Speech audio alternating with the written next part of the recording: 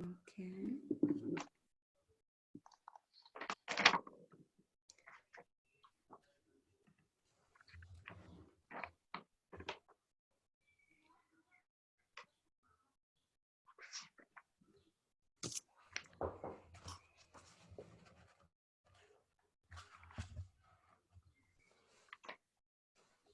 This is one.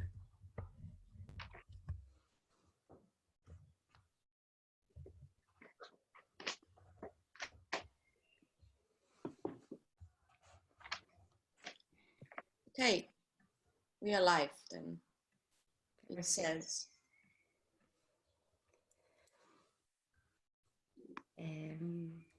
Good morning, everyone. I'm Bessa Fernandez, and I'm organizing together with Me, with Magdalena, it's the symposium. Music Pours Over the Sense. We've been yesterday having the whole day of interesting talks and 2 panels that question the agencies of relationships between body and sound that are now, and how do they work at the moment under the pandemics and in the crisis. And we are very happy to welcome you today to our panel on gathering and on rights for to gather and to demonstrate and to dance and to make music together. We would like to maybe start just by everybody introducing herself very shortly, but really short. Name and a bit what is your field of research, where you guys come from, and what you're doing in general. And where do you let sound and dance dialogue, maybe? Who would like to start? Magdalena? Okay, sure. Hi. Hi, welcome. Thank you for having me first. I'm from Hong Kong and I'm a PhD candidate at the University of Hong Kong. So I have 2 hats. So I am a choral director in training and I am also a researcher, and mainly my research method is in ethnography. So I'm an ethnographer. So for my research, my main focus is mostly on the politics of identity and choir and collective singing's activity in Hong Kong. So I go out to do field work and also do archival work to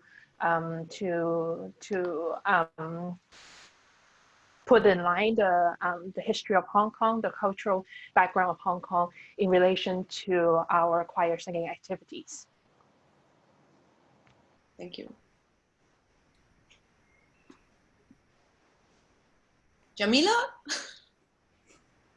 Yeah. Hi, I'm Jamila Johnson-Small and I'm based in London. I make performances.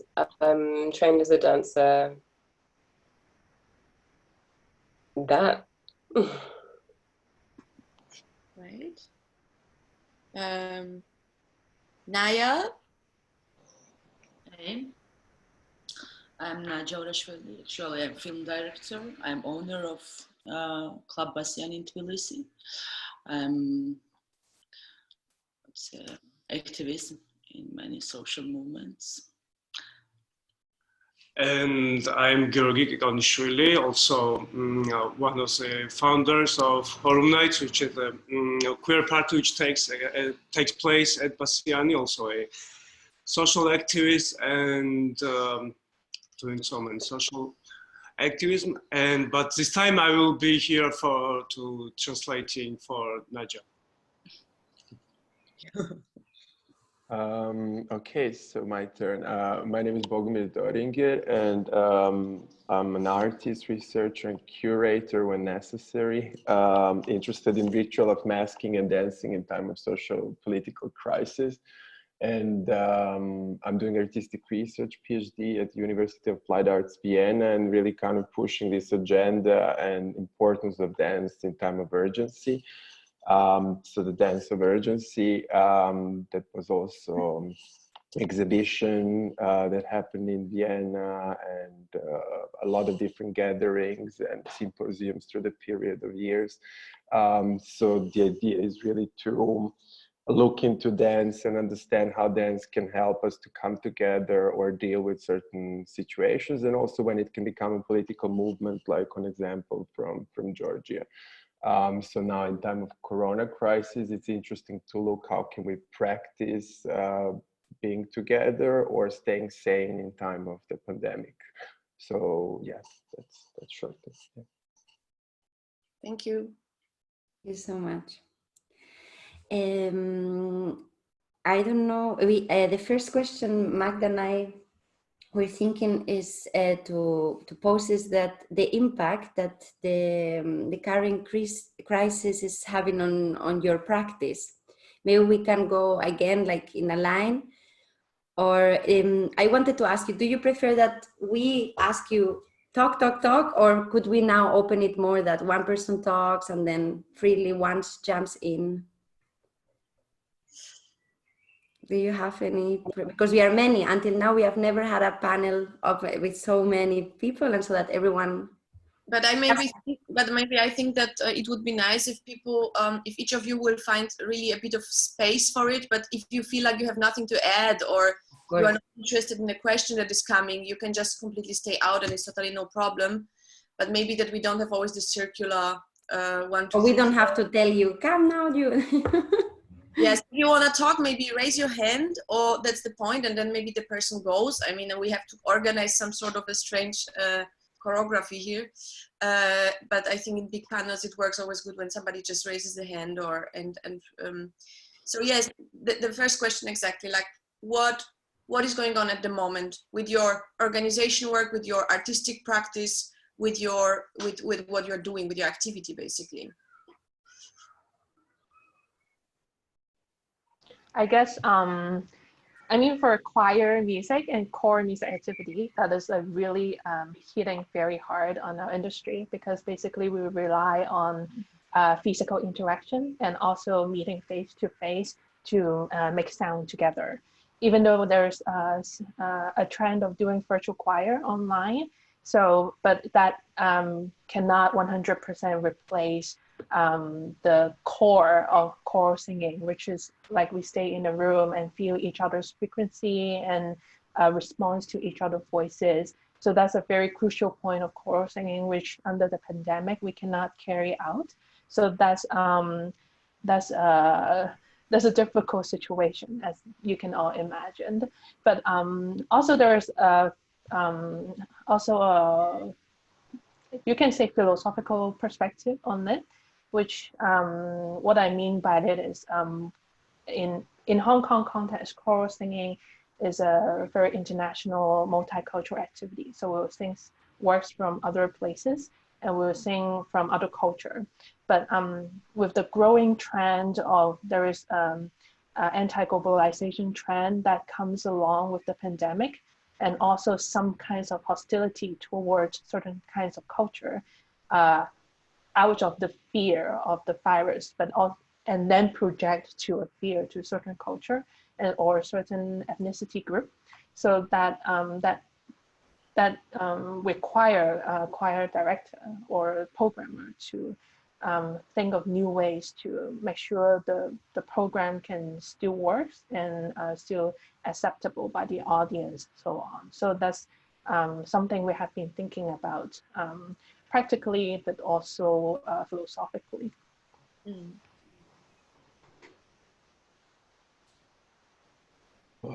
Yeah, okay, I can go.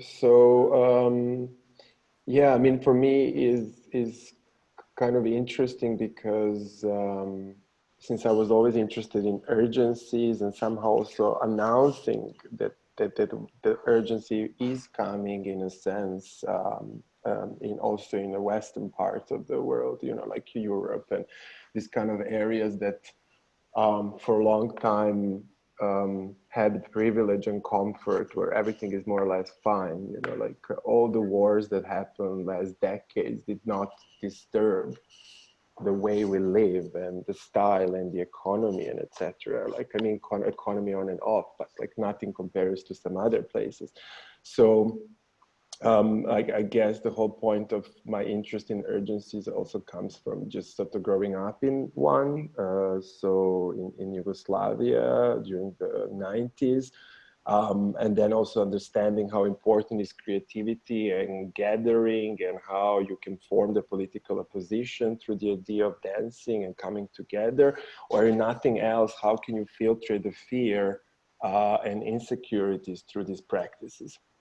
And also that, you know, in time of crisis, art has impact through film and through performance mostly. Like this is what somehow works the best. You know, a painting and sculpture will not do anything in time of collective crisis.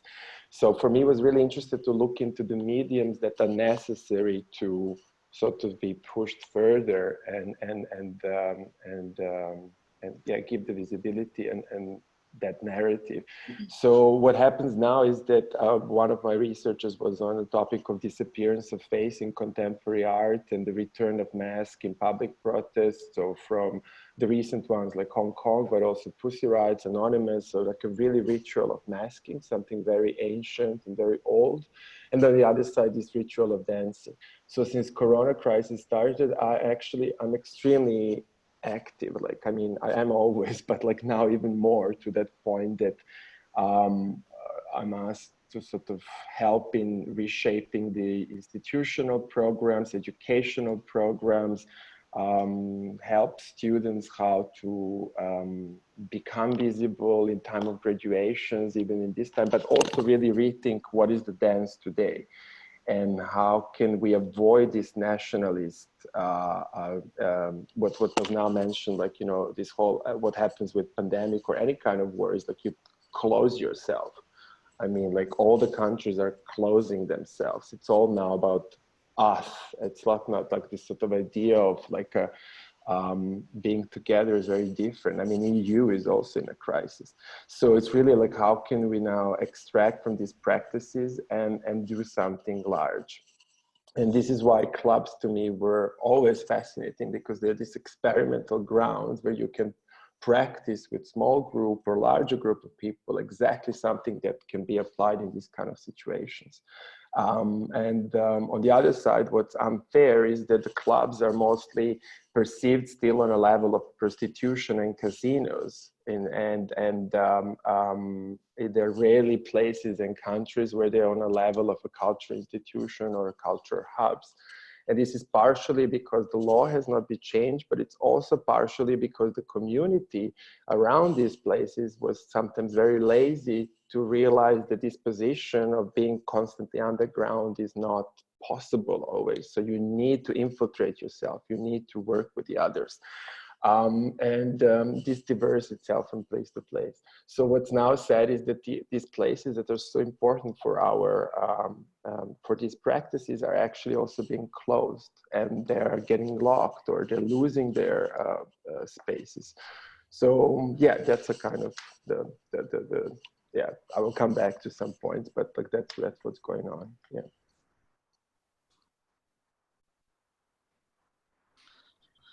Okay. ყველაფერი რაც ჩვენს ქალაქს ასიცოცხლებდა, ეს იქნება ქუჩის აქტივიზმი თუ საკლუბო კულტურა, ყველაფერი გაჩერებულია. წინა დგობა შეჩერებულია, ცეკვა აღარ არის, ჩვენი სხეული ვერ დამორჩილებული, მოდუნებული, რაც ნიშნავს, რომ ჯერ კიდევ ვეგუებით ამ ახალ რეალობას. Everything which was bringing the life to our city, the dance, the protests, the street activism, and the resistance, and everything is now shut down because of the COVID crisis, and our bodies are relaxed because we are still adjusting to this new situation. და ყველაზე მთავარისა ის რომ უსაფრთხო სივრცეები და თავისუფალი სივრცეები, რომელიც ძალიან მნიშვნელოვანი იყო ახალი თაობისთვის, queer ადამიანებისთვის, რომლებიც რაღაც გამოქცეულები იყვნენ ამ ოჯახური რუტინისგან, ისინი წართმეულია და ჯერ კიდევ არ ვიცით. And what's even more important is that the safe spaces, which are crucially important for many people in the city, like including the queer people, the spaces are now shut down, and we still don't know where it's going to be open and when we have the ability to go back to our safe spaces. Thank you. I guess I'll speak very much like just about me. I've sort of disconnected, or you know, I haven't been practicing or necessarily engaging with the communities with whom I was practicing before this. And I feel very much like the work that I do with dancing is so much about energies, encountering the energies of others, managing the energies that move through my body. And now with the screen life, I don't have answers for how the practices can continue in a way that has a presentation, let's say. The flattening of the dimensions within movement that happen with the screen is very, like, I find it very intense. Lots of people have moved quite quickly to, you know, out necessity, let's say, to online education, like online dance classes, online performances. And I'm slow. I don't say this as a self-criticism, but I'm slow to understand how to work within this media. But the things I'm busy with are again the immediate things in my home, the immediate things in my garden, the immediate sort of rhythms of my body, watching it, noticing it adjust or shift. Yeah, like my world is both smaller and larger. Thank you very much. I just wanted to refer to something that we've been talking about yesterday, because yesterday during the improvisation panel, Keith Hennessy was speaking a lot about this online classes and how you need to stand somewhere and then you see just this body which is somewhere back there behind the screen and you cannot completely relate, and how he was describing how people started to like work only with one body part in front of the screen, so you can kind of retranslate a certain somatic experience that you could have, and how crazy it starts to become within the sex and tantra community and all the somatic practitioners that try to kind of find a way of reproducing, of eye gazing, and these all things that we are just missing at the moment that are not able to be reproduced. So how this medium start to translate. The other thing that comes to my mind is, of course, this way of gathering on Zoom, or on the interface, or within the aspect of programming, which is of course being again owned by people who of course owe a lot in this world. And I mean, what that happens, how the gathering through the internet, through technology becomes gathering actually reigned and directed by very different powers that we would like to have somehow with gathering. I mean, our resistance and our subvertive gathering with these middles of technology. At the moment we talk through Zoom, of course we could use other platform, but Zoom is available right now. So I think this what also yesterday came a lot about that. Where do we actually put all our agency, into which hands? Who is actually standing behind all that media, and how can we still become somehow, because for me the club is also a space. You were talking a lot about the club. Yesterday the video of Naya showed also how people traveled from the club onto the streets and between the streets and the club. So how these two spaces cooperate together. And now this is the space given to us, and it somehow seems, of course, very different to the real space, also in the sense of who owes it. and what sort of dynamics operating within these medias. Sorry, it was just my divagation because yesterday we talked a lot about this. Yeah, it came like, oh my God, the Zoom, maybe it's the new public space. We were talking about in the improvisation about that, and in the voice, we're talking a lot about taking the voice in a public space, and maybe if the internet is a public space now, and it's all privatized, and our voices are so, and movements are so surveilled, how can you avoid that and keep on connecting and keep on interacting? Okay, I mean, I can say some. So I mean, for me, internet was always a public space. Always. I mean, that's what the original idea of internet was. Yeah. I think what the problem is that we did not get it like that, and that we actually didn't care because we were focused on some other public spaces. And then again, even those public spaces are not our public spaces because they belong to the city, they belong to the property owners. So I mean, the whole issue of gentrification is that this space is not ours. We are renting it through the tax, we are renting it through our you know, like payments, mortgage or anything. So it's like a hotel. I mean, nothing is really ours. I mean, you know, like I know, but it's no. I'm just like, I just wanted to sort of elaborate that that's like a sort of big miss. I think that's what we kind of take things for granted in a way. And another thing, I think the internet has a power. I mean, and even if, you know, we're now not together, like, you know, like I can notice your shirt, your hair, your space, you know, like we already spoke once. So like, I do feel that there is some kind of relationship being developed. The problem is that we did not project enough of energy into this medium to really use it. And on the other side, in order to have an event in Georgia, like the revolution in front of the parliament, or even any kind of protest last years, it wouldn't happen without internet. So the only reason why these events were so successful is because you could actually reach somebody directly through the smiley, through the set of dots, so through the gestures. So I think we're actually so lucky to live in time when we do have actually this sort of, so what you were also talking about, you know, how do you deal with the body in front of the camera? You have to come closer, do you maybe do gestures?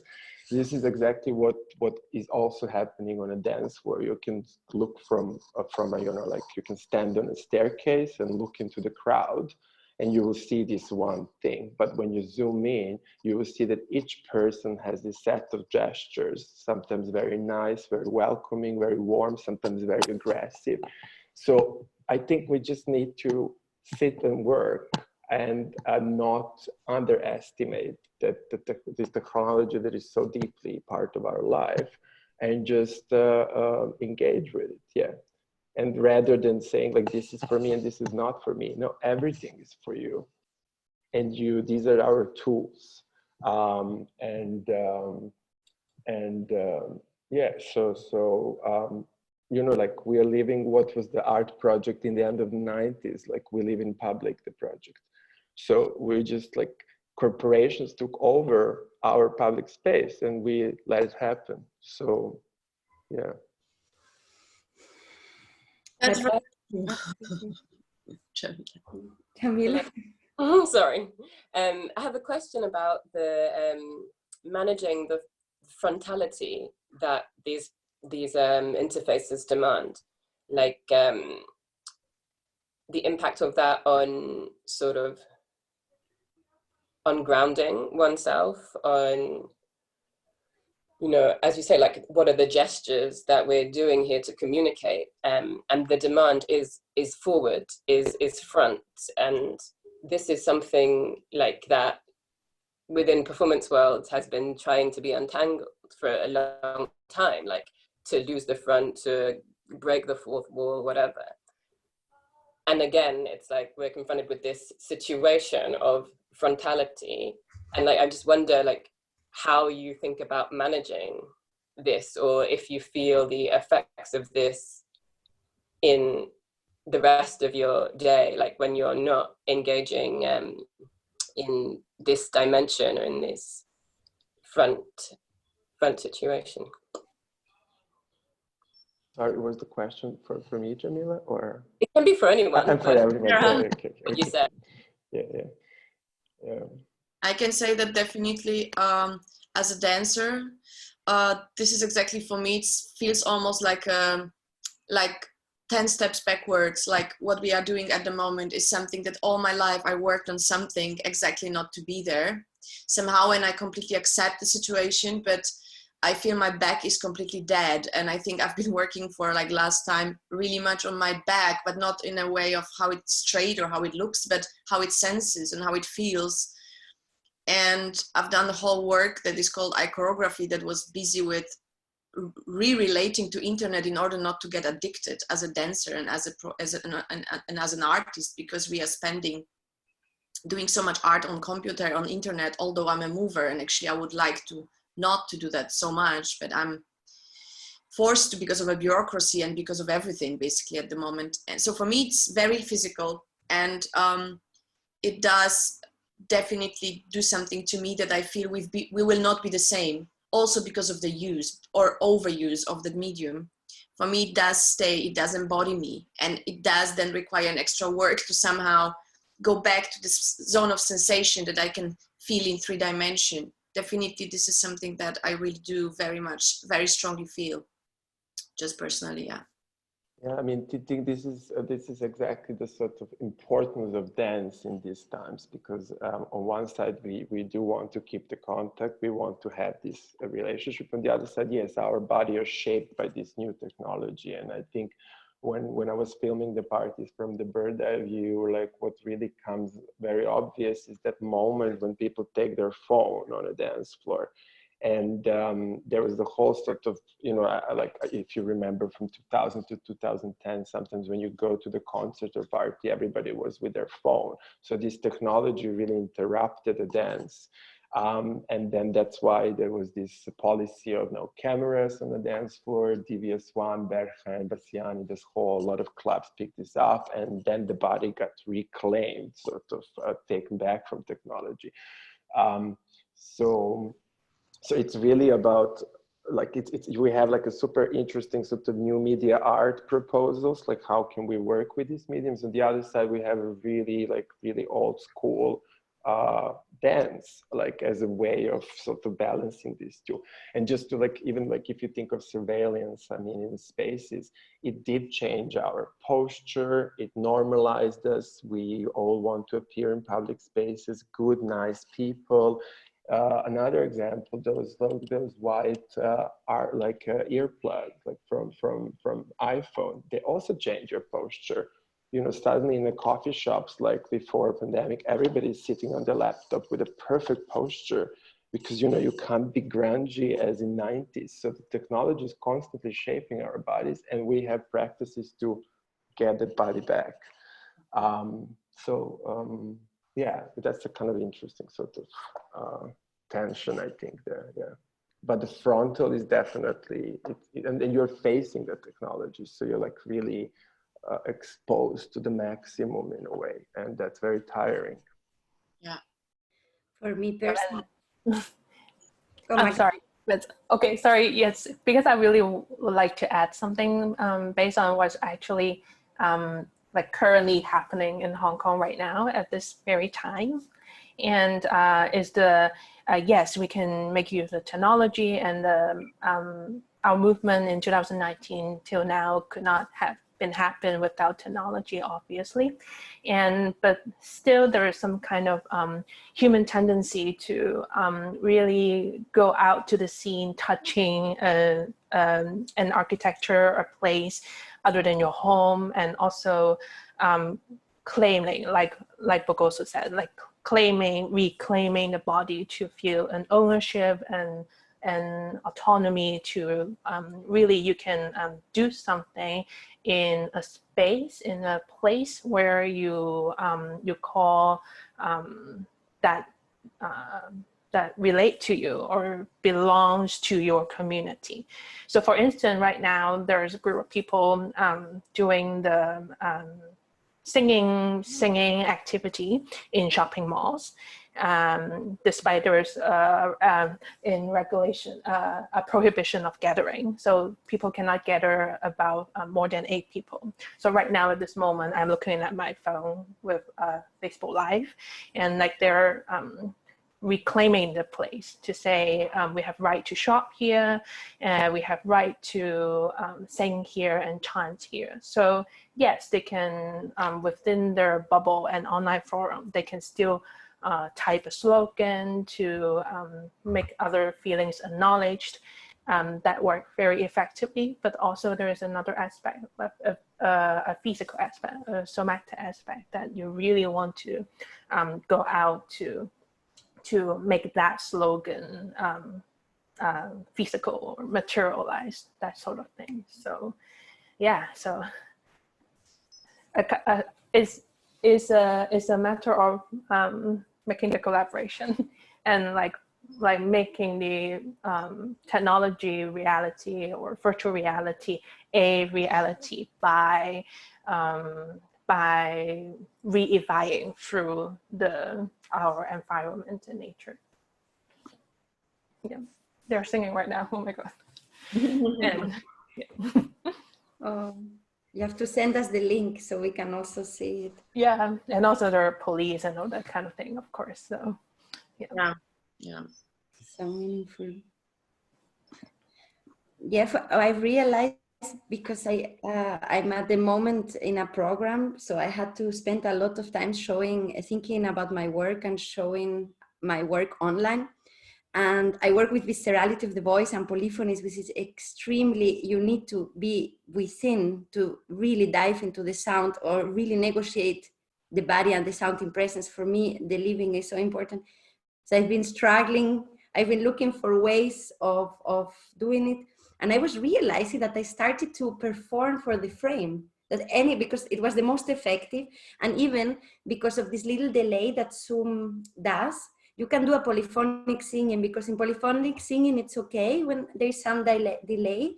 It's even these clashes, this noise, because polyphony is like different lines and they have certain intervals, and these intervals make sound clash, and this clash makes a little volume, and it's a noise that for histories they have condemned it as diabolic, but it's this friction, this noise where the power is. It's like, and I discovered that you can do it through the interface, through these little glitches. And yeah, there is a power in this glitch.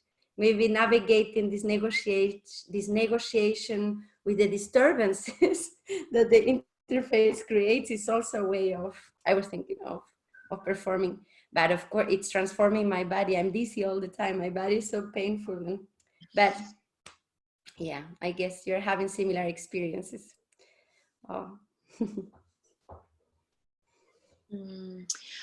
We have a question that goes a bit more into aesthetics of club culture, because we were thinking this is something maybe that we all could engage, or you can all engage with through your own perspective. So it is really a question about this discrepancy that we also talked last time when we were not officially online, the discrepancy between the aesthetics of club culture and gathering, and who starts to like owe it. It was a bit what we now talked a bit about that, but our question would be how to reclaim these ways of getting together, clubbing or demonstrating, but really reclaim it as a political movement today. It's almost, to me, seems almost very impossible. And I know that you've been all doing it to some extent. And it is very, I mean, we can go here now from very general image to very microscopic scale of aesthetic, really, of music. By whom is it made? On whom does this work? And who claims to have it or to have a right to it? And I think that maybe you can all have a bit of tell us a bit how you imagine that also for the future. What could be today a possibility of, is this a possibility only to like, we have to start from scratch and do everything anew and really claim that's our, do we have to create a new things, new musics, new ways of being together? Or, because of course we discussed a lot how the techno culture and how the rave culture from some very personalized spaces, it became a very globalized. We talked last time a bit with Bogomir about that recently, previous time, how you talked about what are the framings, how can we navigate through that. Yes, through that ownership. Yes, maybe that's something that we can open up now. Yeah, I'm not sure if I'm able to share the screen, but I would like to show 2 images. Is that possible? That's totally possible. Yeah, okay. So let me do this, share. Great. And I think now you will see it. So I wanted to show you how the revolution in Georgia looked like from a bird eye view. So it's like this kind of organic crowd. And then I want to show you how the protest in Israel looked like during the pandemic. So we're looking at the same amount of people, but following the sort of rules of a mask and, I don't know, 1.5 or 2 meters. I'm not sure what's the regulation in Israel.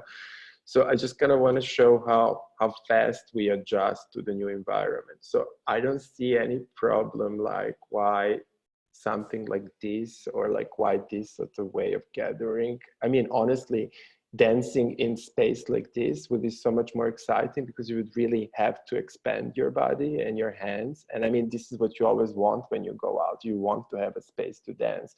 You don't want somebody to breathe behind you constantly and like feel squeezed. So I think it's also interesting when you think of a psytrance scene, like they do take more space because of course the drugs are different, psychedelics, but also sort of the whole idea of using full body. So what I'm also trying to say is the way how we started dancing, it was also because the clubs became more and more crowded and packed, and the music festivals were like pushing more and more people to monetize on us, then we started sort of almost not moving. So I think we're looking at a kind of very exciting moment where, wait, how did you stop sharing? Oh, no, actually, I can maybe show you something more. You know, just like I'm just collecting like all these sort of different ways of marking the space and trying to think from the club perspective, but also from the perspective of performance, like how these spaces can be used. This is another example of a line in supermarket in Chile. So, you know, we are having some kind of dance notations that are now there, but nobody is really doing anything with them. They're just there to sort of show some kind of regulations, but where is the creativity? It's not there.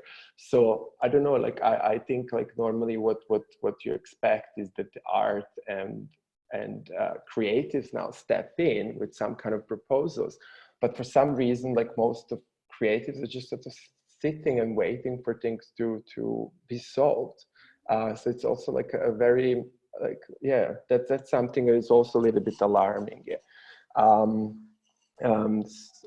So yeah, I mean, I don't know, when it comes to ownership, what we mentioned last time was this sort of idea that, you know, electronic music is always coming with this kind of like, you know, freedom and unity, and which is totally bullshit, because the music has been totally used in a different context by music industry for a long time. And I think what was so exciting about some clubs last year, and this whole movement of inclusivity, diversity, and female empowerment and queer community, this came because of frustration that the music that used to be connected to these communities has been totally taken out of the context.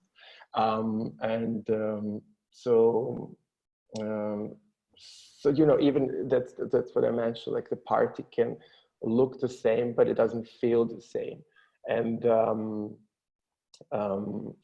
even in you know, like you cannot say that a particular music kind of music is actually standing for the same set of values.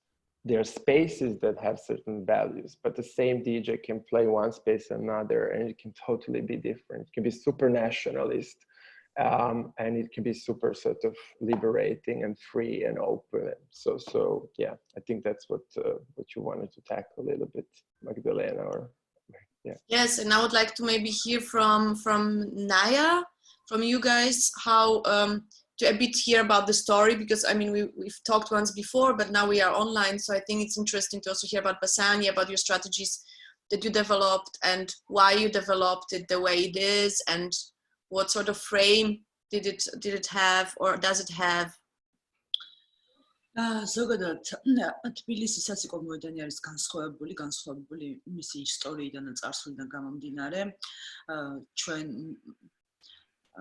ჩვენი საზოგადოება ერთმანეთთან სულ დაპირისპირებაში იყო დაყოფილი, დაქუცმაცებული იყო ძალიან დიდი დაყოფა ერთმანეთთან დაპირისპირებული ჯგუფები და საციკო მოედანი იყო ზუსტად ის ადგილი, სადაც ეს ერთმანეთისგან დაპირისპირებული ჯგუფები ერთიანდებოდნენ და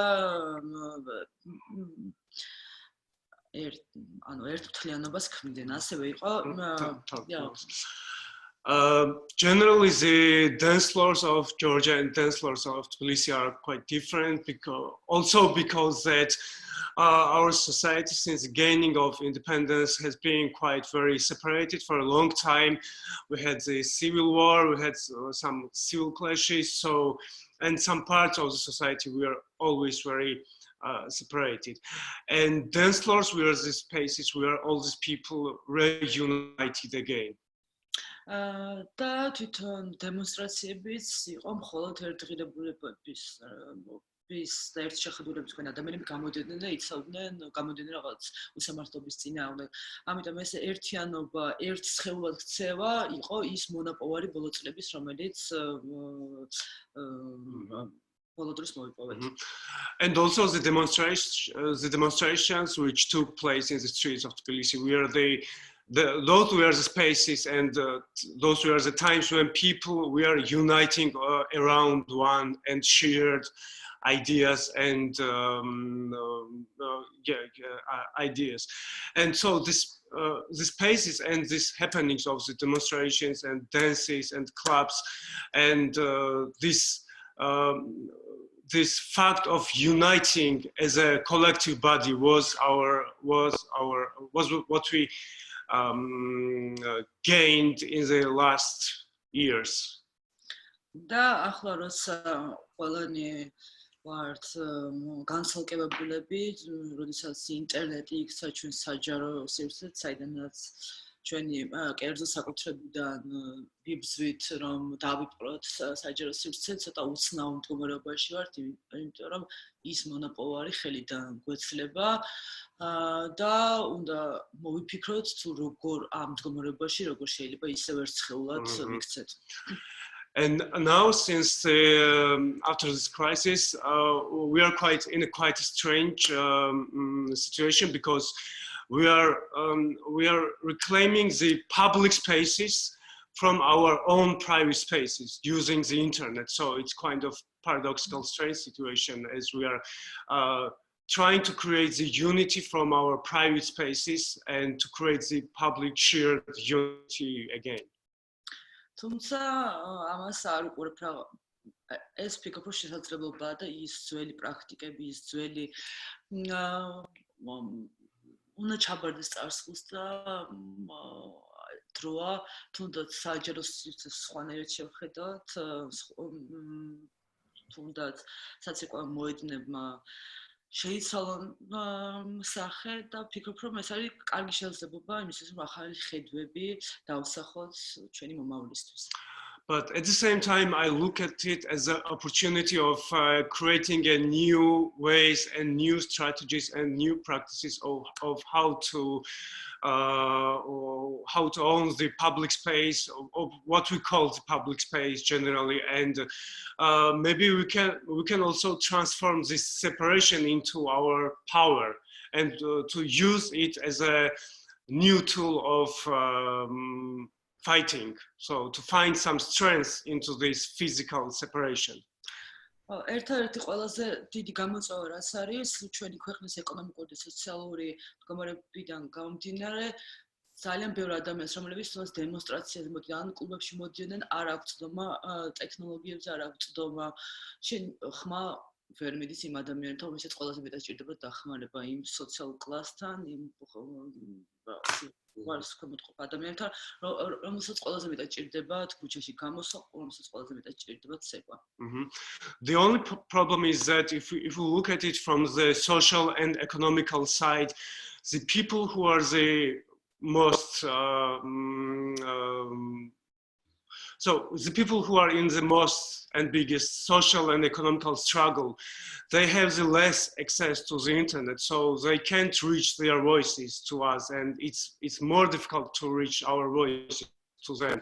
And the public demonstrations and yes, the physical gatherings was more available for them, but right now their voices are more muted. Yeah. And that's a problem. Yes, that's in general the problem at the moment in the whole world, that there's no access to internet and to technology. Yesterday we also had a Doreen at the moment for our improv panel, and he switched off after 3 minutes because just his internet broke, and it was so sad because he's from Congo and it was so nice to have him, and then in the moment that was the person that couldn't talk to us. So that kind of showed immediately how this functions, that again, just certain part of somehow of society. Also, we talked yesterday, you were guys talking in the voice panel, how elderly people, for example, do not also operate within the same spectrum of technology as the younger can. So they are also having a completely different, they get different news, they have a totally different, they operate within what they get and what comes out of them in a totally different ways. So they are also partially operating within different dynamics. Yeah. Also in Austria, it was a big in the schooling system, because some kids, some families didn't have computers at home. They had the phones, and they wanted to do all homeschooling, and they designed the entire homeschooling for computers. And then they realized that some of the kids couldn't do the homework because it was too difficult to do it from the phone. So then the government had, like, because parents were protesting, and then the government made that the teachers printed the materials out. But then you see that a crisis like that brings all the indifferences in society, brings it up. It's not that it's now there. It's like it has been always there. The only thing, like in a time of crisis, it's more visible. And I wanted to ask you all, because we're talking about this crisis or this separation, or this, maybe the fact that differences or that injustices are more visible in a time of crisis. I wanted to ask, do you have what do you think is this potential of the separation? Do you have you been speculating about, or thinking, or imagining ways where we can go now, or we can, I know it's not I was thinking now, because you see a potential in separation. I mean, it's very difficult also, like, I'm in Netherlands, in Amsterdam. I mean, it's like a very wealthy country, and I guess it's different for everybody. But what I noticed is that for a lot of people, actually, this situation was something that they always wanted to do for themselves, but they couldn't because of the rhythm and the speed of living and demands. And so there was this kind of a collective exhaustion, already an announcement, even if you think about mental health and the burnouts and from all kinds of groups, like from art, from music industry, but also just like, people who do all kinds of daily jobs as well. So, I mean, to whoever I spoke, somewhere after like 20 minutes, half an hour, everybody would admit that actually they're so enjoying that they had this moment for themselves, or for connection with their family, or for whatever. And on the other side, there was this whole discussion here in Netherlands about productivity. I mean, people are super productive. Everything is still sort of happening, like, we can do so many things from home. And this whole idea of a labor that wakes up at 5 o'clock and goes to work and comes at 6 o'clock in the afternoon, it's showing how ridiculous it is, and how people still find a way to be productive and do things, etc., etc. So I mean, that's like, if we want to talk about, and I mean, it's already discussed that like the work in office will not be the same anymore. I was in a program with recently in an online stream with somebody from Broadway. So, you know, you would imagine that, because they definitely depend from the audience and like a crowd, etc. But even they're rethinking their models, because yeah, there is this collective exhaustion. I don't know how it was for you before pandemics, but like you couldn't say that it was great. I don't think that we agree that we were living in an amazing time, and like all this connection and togetherness and prosperity and joy and happiness. I mean, this is bullshit. It totally wasn't like that. So, so yeah, I mean, I see this kind of a chance to rethink the models. What's scary is that definitely, same as 9/11, this event will introduce more control over our bodies, over our data, our body temperature, our nationalities, our differences. And yes, it shows also the economy, the social layers differences. But it is an interesting sort of unplanned, unexpected break that will reshape the way how we live. Yeah. And definitely will have a lot of negative connotation, but also it gave us like a certain time for reflection, which most of us never really had.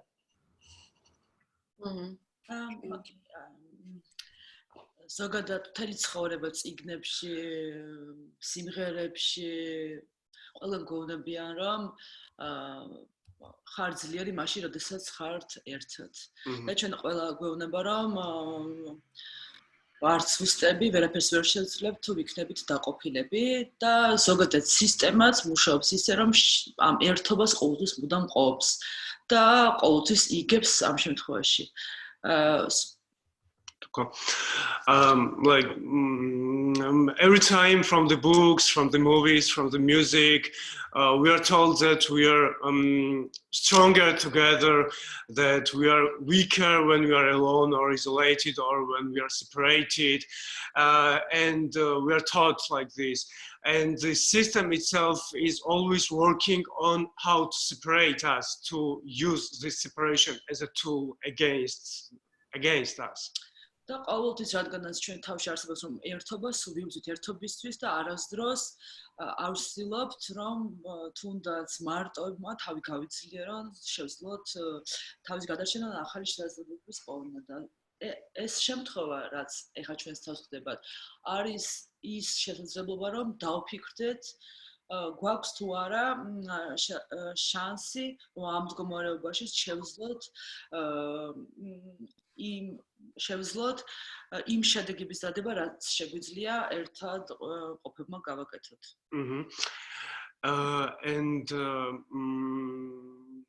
But right now, but we have never thought of really using the loneliness and this isolation as a power. So right now we have the chance to think about if we can bring these same results while being alone and more separated, and if maybe this is the opportunity for us to think about this.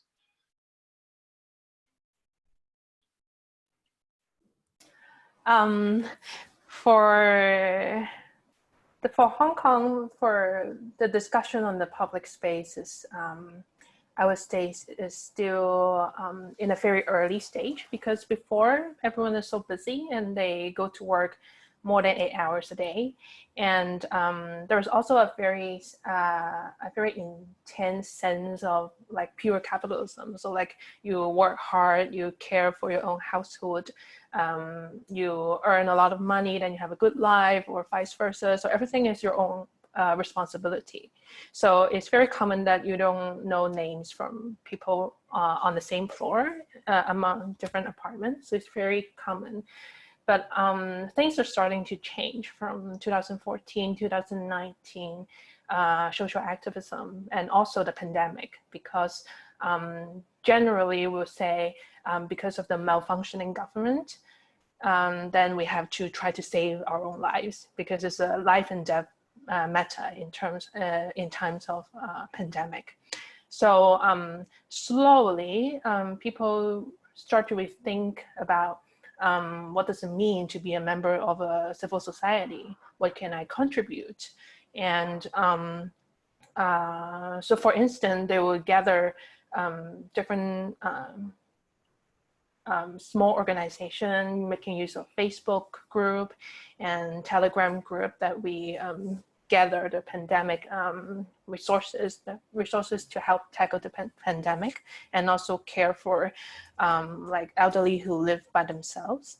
So there is an ongoing self-help community happening among people in Hong Kong. So it sounds actually very normal, but for us, it is a new thing. So we're gradually learning how each member can contribute to a situation like this. But also the second thing is we start to rethink how we can make use of the public space, like a physical public space. Because like I say, in a highly capitalist society, like most of the lands are privately owned. So there are some ridiculous cases about when you have to build a building, then you have to follow a government regulation to say you have to contribute a certain % of land for public use. But in order to make the most profit, they make the public space very hard to access. So there you have all the shops and malls on the ground floor, which is the best spot. But then you have to go through a tiny entrance with one small elevator to go up. And then in order to make use of that public space, which very few people know about. So they, in that case, they didn't break the law, but also they get what they want, which is the profit. So now under pandemic, because shops are closed, shopping mall is not the ideal place to socialize because of the closed air conditioning. Then people start to think about, is there any parks around my home that I don't know of before? Or is there any trailing path that I can go hiking and go do stuff, socialize in an open space? So that is new.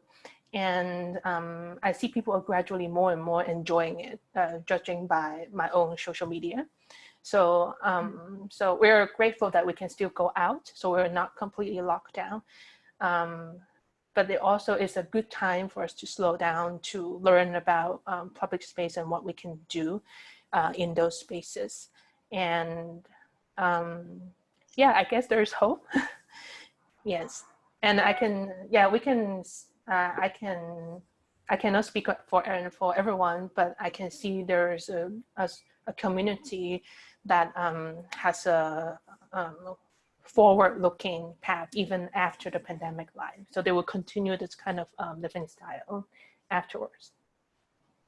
Bogomir wanted to say something. Yeah, I mean, because now we are coming to this topic of space of urgency, and I was part of, I am part of this project. It was supposed to open in October in Vienna, and it's really like a collaboration between different cities, Berlin, Vienna, Amsterdam, and really the whole point was that yes, gentrification is happening, yes, the right-wing populism is happening, the clubs are losing their properties, like if you look into Berlin, and the cities that have a history of self-organization, like from squatting, from different movements, really are trying to look back, like what did we lose by just selling the city to whoever had an offer to put. So this was something that we were really busy with, and also like looking into how, so I'm working on that project with Liz Kingma and social design department in Vienna at the University of Applied Arts. So really the idea was like, how can we become part of a society where people decide how the space will change and develop? And the whole idea was also the Amsterdam was already ready to start the pilot projects this year to open 11 locations, buildings, but also open air areas to really try to allow self-organization again. Another thing, what was very interesting was that nobody understood any longer what it means free space. It like, you know, whoever, even people who remember the 80s or some earlier movements, you had to really remind them what it means that something is for free. The word for free is understood as something cheap, something is not right. Why is it free if it's good, and etc., etc. So we were really brainwashed for decades. This word free is totally corrupt, like kind of like it lost the power and meaning. So what's now interesting is when all these shops get closed and all these shopping malls and all like the foreign money gets out of the countries, you have a lot of free space. So like literally free. I think what already I think Amsterdam is looking into that, like, okay, so how can we now start self-organizing again that is good for the community, that is good for the neighborhood, that is good for those who lost their location, and etc., etc. Because every city has some free areas or buildings or projects that failed. So yeah, that's something exciting. And just to connect to this, like, I mean, my neighborhood, I'm living in a kind of suburb, so pretty much like a working class, if there is like a really working class in Netherlands. But normally you can't see people because they wake up at 4:35 and they're back like 6, 7, so they're exhausted. And there's always complaint how this community cannot adjust to the standards of a Dutch society because they're like from migrant backgrounds, or they're not contributing, they're not participating in cultural programs, but they just never had time for that. And now what's happening with the neighborhood is you see people, they're like all over the place. You see them, they're like communicating, they're like interacting, and they're here. Somebody is living here actually. So yeah, I don't have anything bad to say. That actually I fucking love it. Yeah. So yeah. Okay. Camila, do you want to add something? Yeah, I mean, so the situation now in the UK is that everyone who can't work from home is encouraged to go to work. And this again means like not everyone is sitting in this position that I do enjoy or appreciate or I have needed. Like, and people, what am I trying to say? Like, not everyone's minds can be turned towards imagining futures because they're managing and navigating, like going to work in a pandemic on a crowded bus, you know, like it's really it's the same old shit, like the inequities that you're mentioning, like, and the way that they surface incredibly strongly. It's like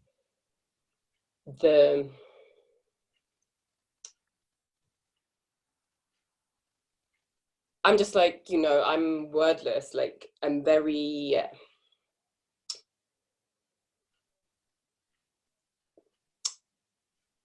like we are here, we get to talk about this stuff, we get to imagine possibilities, we get to reflect in ways that maybe we didn't have time to before. Like many people in this city, like, yeah, it's incredible that to be relieved of a workload and to recognize things about yourself, about your relationships, about your life, like to contemplate, like to do these very important things that are not under these regimes, like are not given space generally. But this is not this, it's really not everyone, and it worries me. Yeah, again, like who is building the future? Yeah. And who has a voice, who can speak when, you know, like it's, so I become very emotional, like I'm burning. It's so,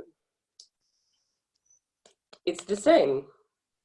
Yes, I also, when you were talking, guys, I completely can relate to so much you said, because I see it here too. I see very good signs. People start to act in a public space much less rigid than they used to. They start to suddenly lay on the grass. I had like 3 guys from Turkey that normally would always sit in their little apartment smoking shisha outside on a blanket, and I was just like, wow, I mean, this is not something that I used to see. I see people going into interactions, people that never would talk to each other. So there's a lot of positive thing. People have time to play with the kids and all that.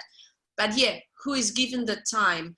And I'm also, I immediately wrote that this time showed extreme big difference again between the state and between the people. The state hardly ever proposes care solutions. It's the people again who propose their care solutions. It's the people who suddenly realize, oh my God, my neighbor is dying. We need to help each other. The states proposed very little solutions most of the time. And if they did, they are extremely totalitarian and going like bringing us 100 years into like monarchy times, which is terrible. And I also completely realize it's again, of course, the people who are already least included into the, as you say, Jamila, the people who are least included into strategizing, into thinking, their voice was never heard really, and they never had time of talking and proposing. They are still excluded. That's why I was thinking, this is a time that actually this individual's time that brought us together in that sort of way, and that we are privileged to talk and to discuss and to speculate. I think it would be extremely our responsibility at the moment to care for people who don't have that time at the moment, because I think if the people who are having the privilege now to talk and to think keep on excluding the others again, then the reality of this are people that are a lot of also our friends, a lot of our families that don't have this privilege will be forever forgotten, because they've been forgotten already, always. They've been not at all like existing on a map. They've been like admundigt. That means the voice was just not, never listened to. So I just think that because now there's so many texts coming on like post-pandemic, post-corona, the futures, all the philosophers, mostly men, I'm sorry, mostly white men in the 50s that are having this amazing, you know, texts pouring out into internet, and I'm reading and I'm like, wow, wow, wow, amazing, interesting. But I'm again thinking, who are these people? Whom does it reach? I mean, who is reading that?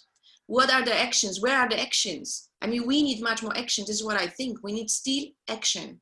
Even though we are here talking, this is a level, this is a layer of construction that is not porous enough to be implemented somewhere. So that's why I think that for everything you guys said, from every perspective I can think of, I think I'm very much towards actions that have to happen, like physically analog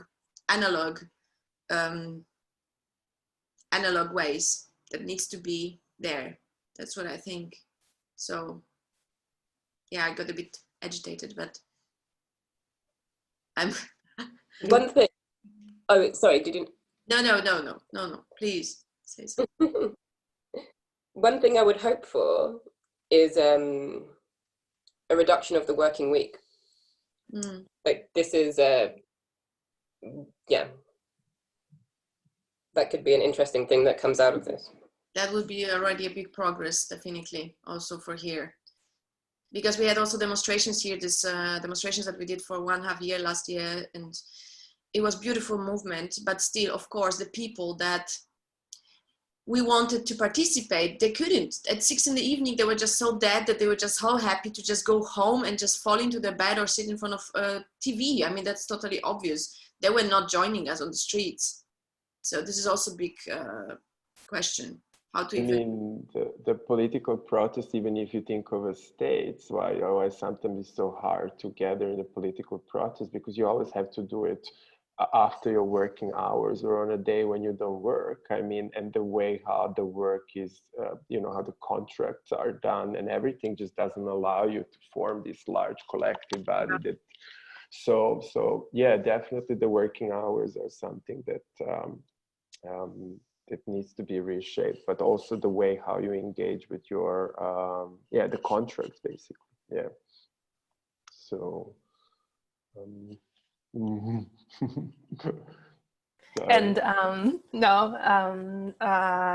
in the line of the conversation, and how do I add in a very short way? Yes, and in my field work, I see a lot of we call flash mob. And yes, working hours is a big issue for Hong Kong people. But if the sense of urgency is strong enough, and even like a 15 minutes continuing, and social resistance is, as long as this is continuous enough, is a very powerful tool and powerful ways to protest and reclaim or empowered. So if I may, I can share one photo that I took. Yeah, sure. And let's see, share screen, and then boom, and share. Yes, can you all see? Yes. Mm-hmm. Yes. So this photo is taken from like the CBD of Hong Kong Central. So and people are singing during lunchtime, just for 15 minutes. As you can see, the way they dress, like they have high heels and they have fancy leather bag. So they are from the elite class, from which we see people from Hong Kong, but they, because of their belief, then they protest in 2019, and then for just 15 minutes, 30 minutes. And this kind of things continuing doing, and it actually has still happened in Hong Kong these days, like last week and so.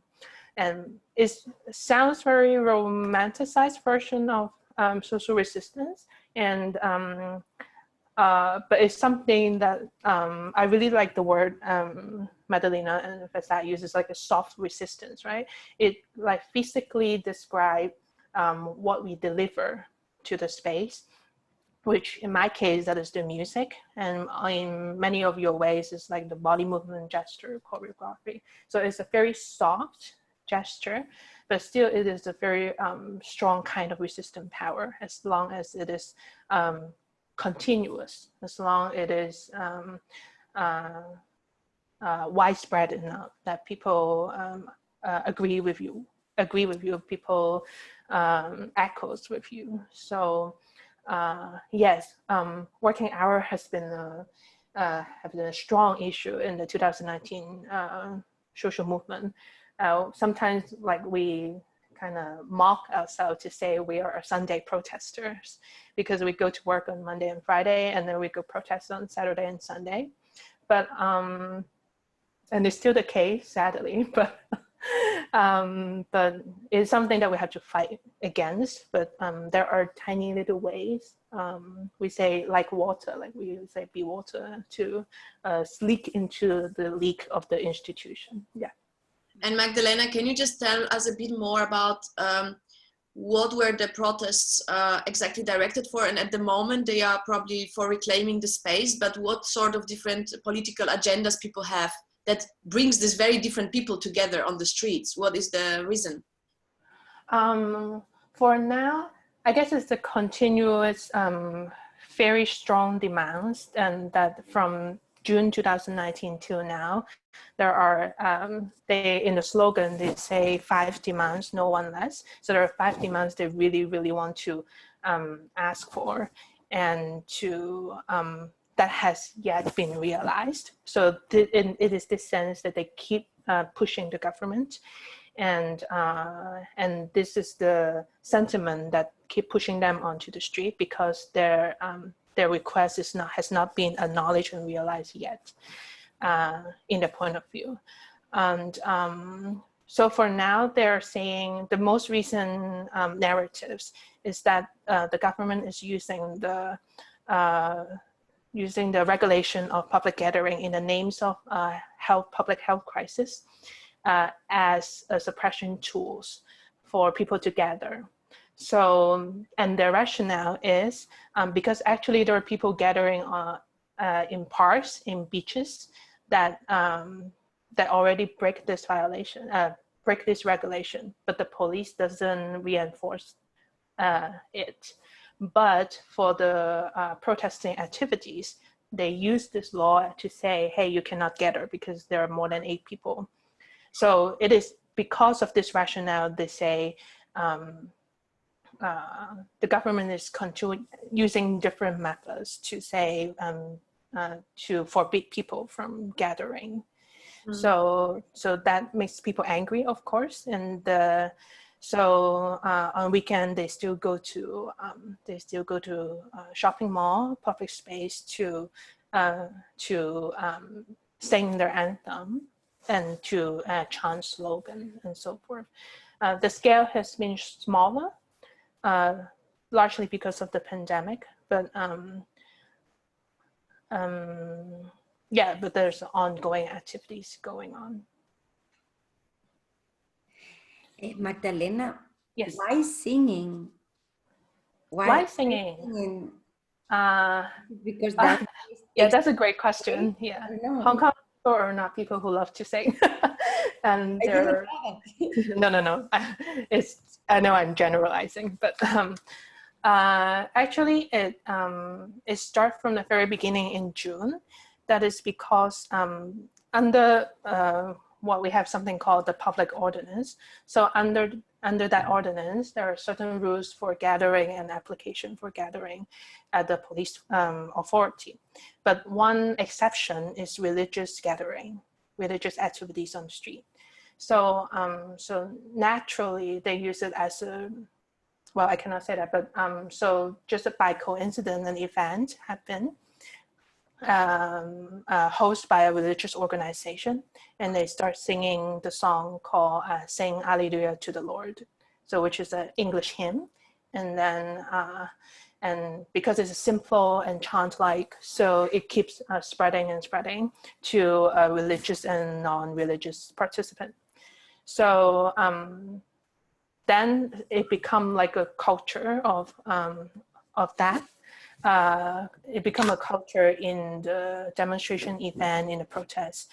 And yeah, and then when the movement continue, there are another Hong Kong, we call Hong Kong anthem, but you can search Glory for Hong Kong. So the international media has been calling it a new Hong Kong anthem. And that is also an interesting study because it's all start online. That goes back to our discussion of having this online space. It all starts online, and then when people, a small group of people bring out materials, and then like anonymous people join in and rearrange it and make music video of it.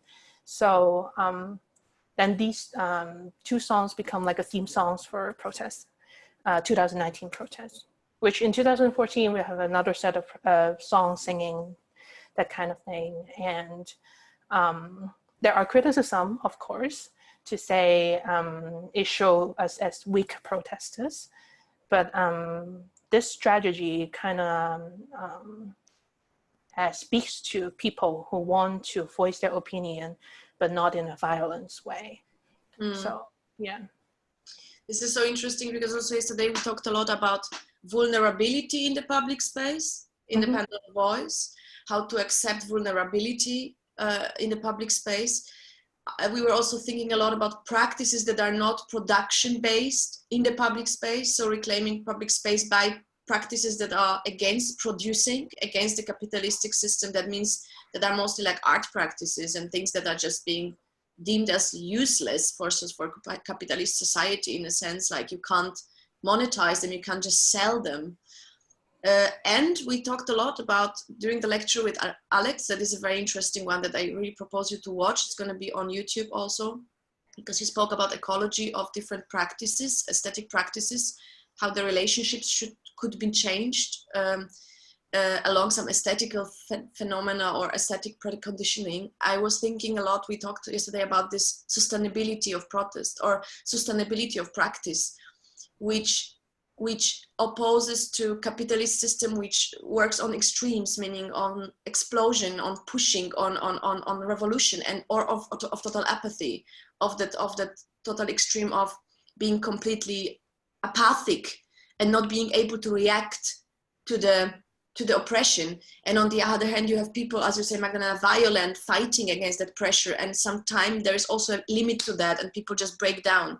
And the whole history, when we watch this explosion and then falling down, explosion, falling down, that dynamic, that there is something in between that could be sustainable. And I see the singing as a certain sustainability of protest, which doesn't exhaust you, which doesn't make you feel like, we also did that here with dancing rave protesting, because it was something that people wanted to do, and it could go for 1 year, and it was happening every week. So some sort of practices that oppose to that marching, chanting, screaming your voice out, so then after you are just completely not able to talk anymore, or fight violently so you are bruised and end up in hospital. So something that produces a certain energy that can be shared and sustained, and somehow giving you a certain responsive abilities on a small scale, but that makes you feel good, somehow good about being resistant. This is, I think, something very interesting that I'm very interested also in myself. And this is maybe something that public space could, for me, somehow be a part of, or we could start practicing this sort of practices of sustainability outside. This would be, for me, a probable opposition to maybe what we did or what we are forced to do by the systems. If, of course, we have enough time. I mean, I'm very proud of Hong Kong people who go to protest on the weekend after having a 60-hour week of work. I mean, it's incredible. Yeah.